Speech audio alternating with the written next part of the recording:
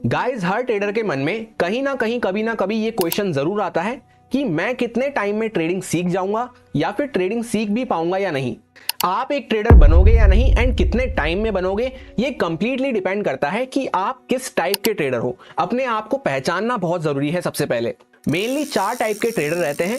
First होते हैं उनमें से गुमराह और भटके हुए ट्रेडर, जिन्हें ये पता ही नहीं है कि वो गलती क्या कर रहे हैं।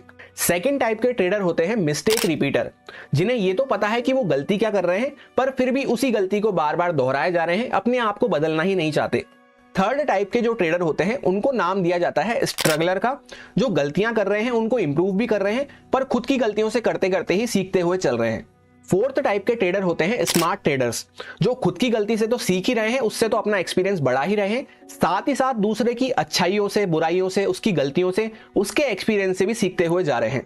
ट्रस्ट मी, मैं ट्रेडिंग के ये चारों फेस देख चुका हूं, चारों टाइप की ट्रेडिंग कर चुका हूं, इसीलिए आपको अपने कुछ एक्सपीरियंस पॉइंट शेयर करने वाला हूं इस वीडियो में।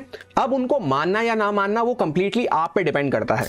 अगर आप ट्रेडर्स की पहली 2 कैटेगरी को बिलोंग करते हैं तो बहुत ही जल्दी आपके सामने 2 रास्ते आने वाले हैं, जिसमें से पहला होगा कि आपको या तो मार्केट को गुड बाय बोलना पड़ेगा, चाहे वो इस रीजन से हो सकता है कि काफी लंबा टाइम हो गया है, कोई इंप्रूवमेंट आपको अपने अंदर नहीं दिख रही, काफी साल हो चुके हैं, काफी महीने आप दे चुके हैं। या फिर दूसरा हो सकता है कि आपकी कैपिटल ही ओवर हो चुकी है गलतियां कर करके, और कोई फंड का आपके पास सोर्स नहीं है, या और कोई फंड आप उसमें डालना नहीं चाहते क्योंकि आपको कोई इंप्रूवमेंट नहीं दिख रहा है। वहीं पे दूसरा रास्ता जो हमारे सामने निकल के आता है वो ये रहता है कि तीसरी या चौथी कैटेगरी में अपने आप को शिफ्ट कर लो, अगर वाकई में कुछ इंप्रूवमेंट आप अपने अंदर देखना चाहते हैं तो। अब अगर हम लोग पहले रास्ते को चूज करते हैं तो हमारी जर्नी वहीं पे खत्म हो जाती है।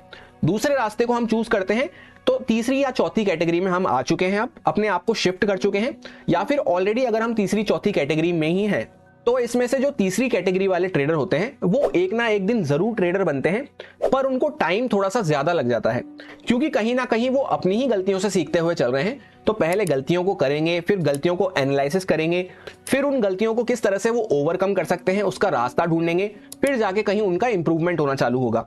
तो उसमें इंप्रूवमेंट तो जरूर होगा एक ना एक दिन, पर उसमें टाइम ज्यादा लग सकता है, एंड बहुत ही माइन्यूट इंप्रूवमेंट आपको अपने अंदर देखने को मिलेंगे।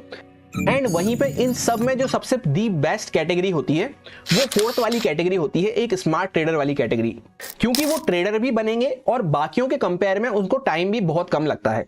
अब आई एम श्योर हर कोई यही चाहेगा कि वो एक स्मार्ट ट्रेडर बने, फोर्थ कैटेगरी को बिलोंग करे। उसके लिए सिंपली आपको अपने अंदर कुछ कैरेक्टरिस्टिक्स को डेवलप करना पड़ेगा। जब मैंने फोर्थ कैटेगरी में कदम रखा था, वहां पे आने के बाद मैंने अपने अंदर में क्या चेंजेस करे, क्या चीजों को मैंने नोटिस करा, क्या बातों को मैंने सीखा, वो सभी पॉइंट्स मैं आपके साथ as a experience point, as a pro tips इस वीडियो में शेयर करने वाला हूं। उन सभी पॉइंट्स को, उन सभी बातों को अगर आप गहराई से पकड़ पाए, गहराई से समझ पाए, तो ये वीडियो आपके लिए एक लाइफ चेंजर, एक गेम चेंजर वीडियो हो सकती है। और जो अपकमिंग ईयर आने वाला है, ईयर 2024, वो आपके लिए एक रेवोल्यूशनरी चेंज वाला ईयर हो सकता है, मच बेटर देन 2023। इस टाइम पे मैं आपके साथ ये वीडियो इसलिए शेयर कर रहा हूं ताकि नया साल शुरू होने से पहले आप अपने अंदर कुछ इंप्रूवमेंट करते हुए चलें, जिससे कि आपकी एक बेहतरीन शुरुआत हो सके।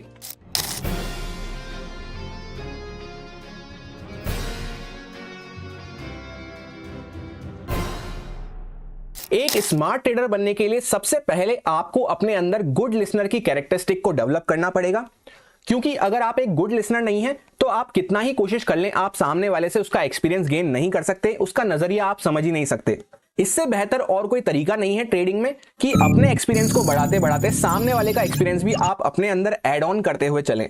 एक स्मार्ट ट्रेडर वही है जो सबकी बात को केयरफुली सुने, उनका एक्सपीरियंस, उनका नजरिया समझने की कोशिश करे।